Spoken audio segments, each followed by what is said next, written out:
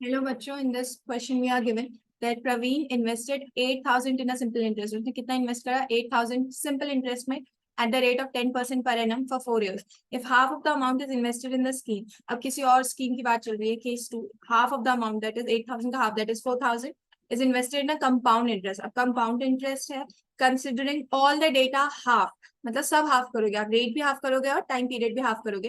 Then the difference between, हमें किसका difference पता करना है? Simple interest and compound interest के बीच का हमें डिफरेंस पता करना है. ठीक है, तो हम सबसे पहले यहाँ पे देखेंगे कि हमारा सिंपल इंटरेस्ट कितना है. प्रवीण को सिंपल इंटरेस्ट कितना मिलेगा? सबसे पहले वही निकाल लेते हैं. Formula is principal amount into rate into time upon 100.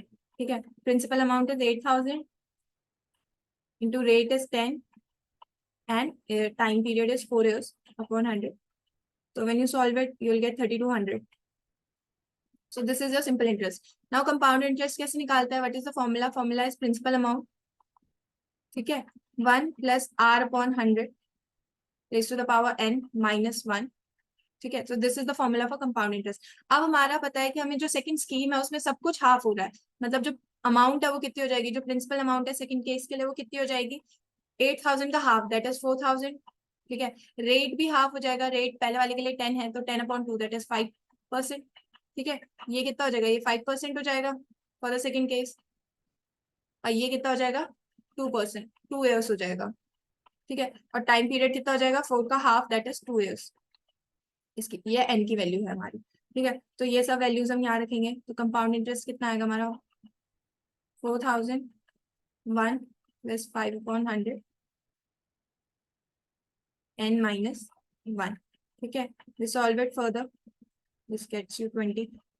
तो कंपाउंड इंटरेस्ट आ जाएगा 4,000 अपॉन 400. ठीक है, 21 का होल स्क्वायर माइनस 1.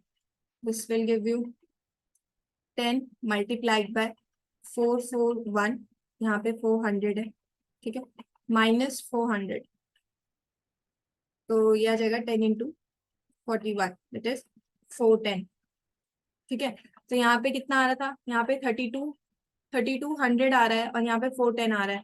तो अगर हम डिफरेंस देखें तो हमें क्या निकालना था? डिफरेंस निकालना था, तो हम simple interest minus compound interest कर देंगे. ठीक है, तो ये कितना आ जाएगा? ये हमारा आ जाएगा 3,200 minus 410. This will give you 2,790. ठीक है, तो कितने रुपीज हुए? डिफरेंस जो आएगा कंपाउंड इंटरेस्ट और उसमें that is 2,790. That is option A is correct, 2,790. Thank you.